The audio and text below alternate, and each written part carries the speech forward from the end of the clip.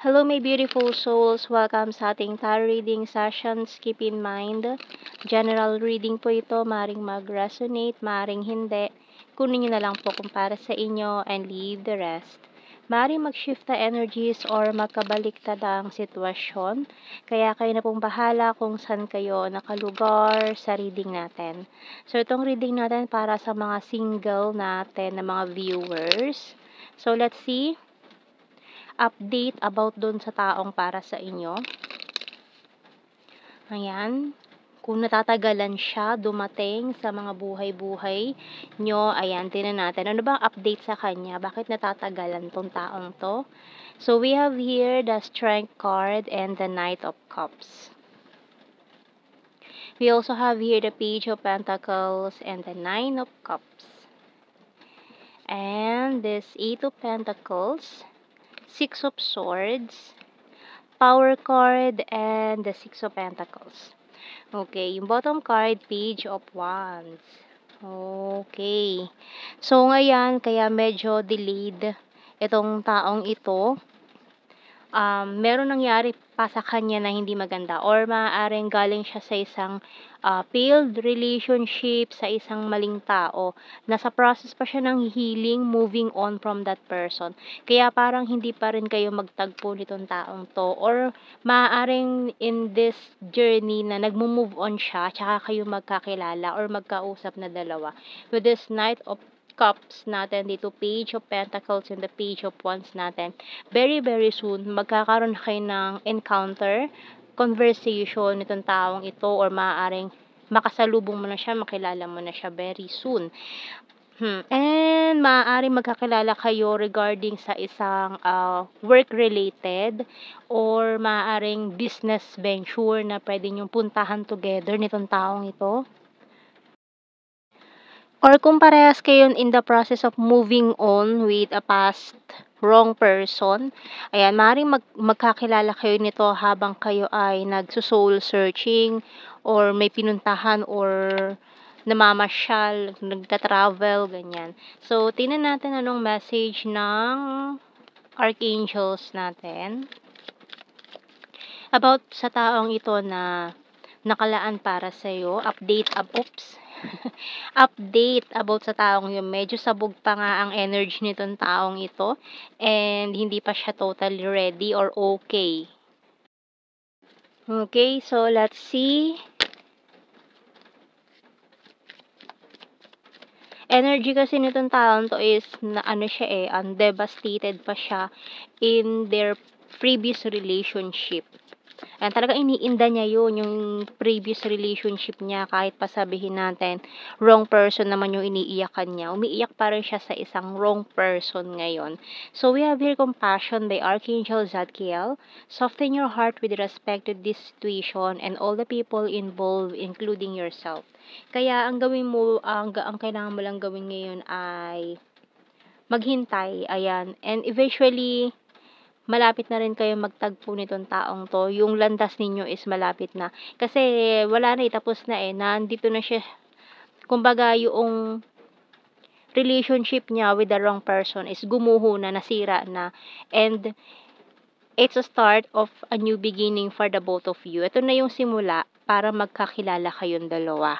Okay? So, tingnan natin yung mga signs and symbol card natin.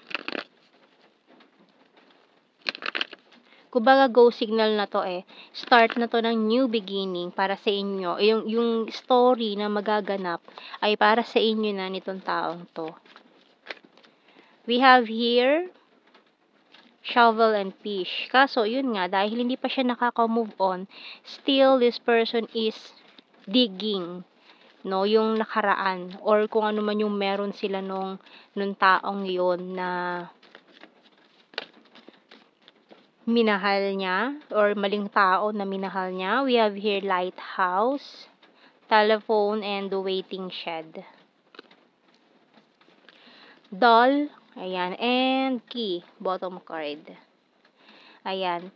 So, eventually, for some of you, mukhang kilala nyo na itong taong ito. Ayan. And ito na yung lighthouse natin dito. Ito na yung magga-guide dito sa taong ito in the right path. para magtagpo na kayo nitong taong ito. Ayan. And let's see naman sa ating mga messages. Tarot messages, oracle cards.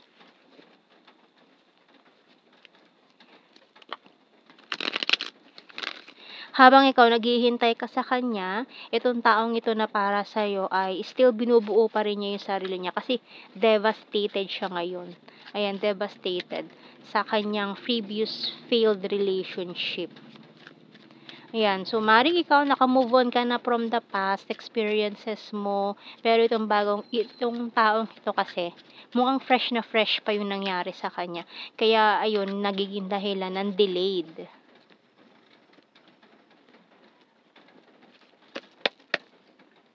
So, we have here giving up. So, ayan, parang in the process talaga siya ng giving up eh.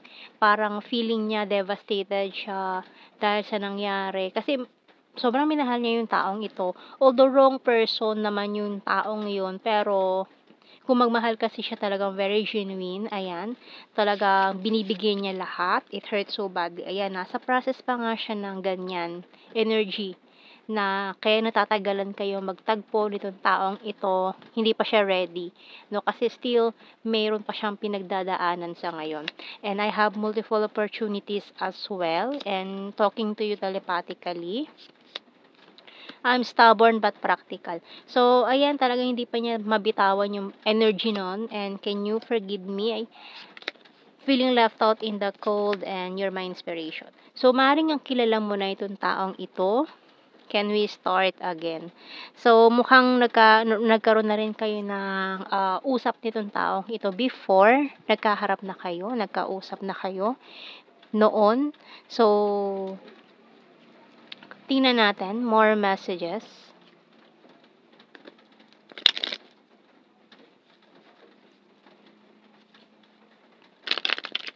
Or meron na rin siyang may encounter na rin kayo na hindi maganda, merong nangyari or usap na hindi maganda sa inyong dalawa.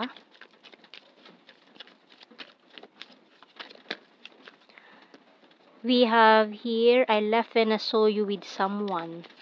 So, maaaring for some of you, naging ano ka rin itong taon to eh, option niya before, na isa sa mga option na hindi niya pinili, ganyan.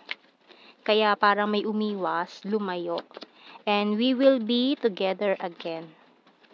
I remember every detail of that day. I'm becoming a better person.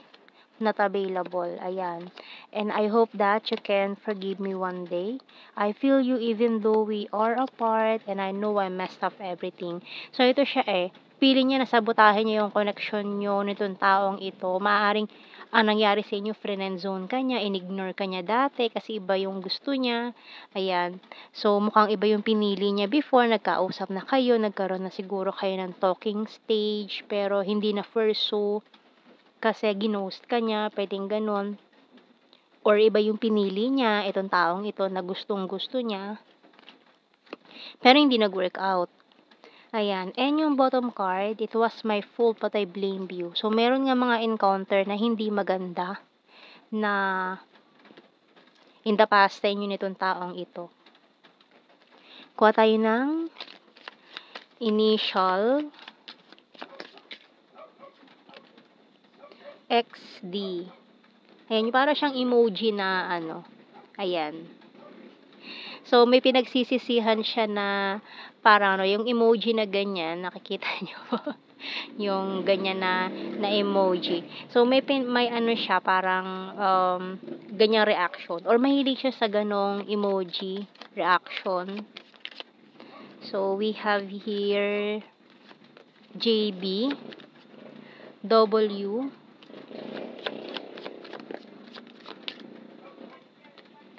L-I, K, S, U, O ang bottom card. So, let's see sa blue card natin.